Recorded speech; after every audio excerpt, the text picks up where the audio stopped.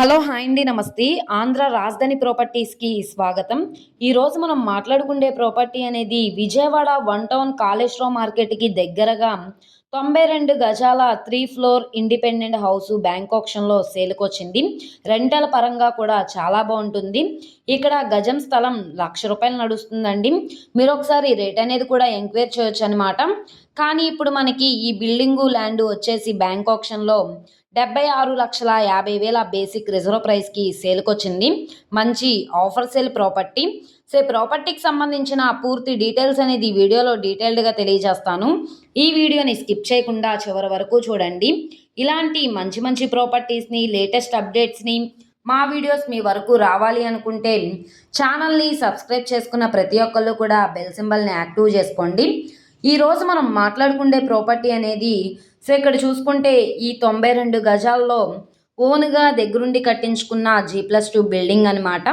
మీరుంటూ కూడా రెంట్స్కి ఇవ్వడానికి బాగుంటుంది. లేదు అనుకుంటే బిల్డింగ్ అంతా కూడా రెంట్స్కి ఇస్తే కనుక సుమారుగా మీకు ఒక 30,000 రెంట్స్ కూడా వస్తాయన్నమాట. మంచి prime location. Vijayawada main bus స్టాండ్కి రైల్వే స్టేషన్కి కిలోమీటర్ దూరంలో గోడెమ్మ హోటల్ దగ్గరలో అయితే ఈ 92 గజాల హౌస్ అనేది సేల్కొచ్చింది. 71 గజాలది ఒక సింగిల్ డాక్యుమెంటు, 20 గజాలకి ఒక డాక్యుమెంట్ అనమాట. ఇది మొత్తంగా 92 గజాల G+2 building. So one town సరౌండింగ్స్లో ఎవరైతే రెంటల్ పరంగా కానీ ఇన్వెస్ట్మెంట్ పరంగా కానీ ప్రాపర్టీ కోసం మేము చూస్తున్నాం అనుకుంటే ఈ ప్రాపర్టీ బాగా యూజ్ అవుతుందన్నమాట. బిల్డింగ్ ఎలివేషన్ పరంగా కూడా చాలా బాగుందండి.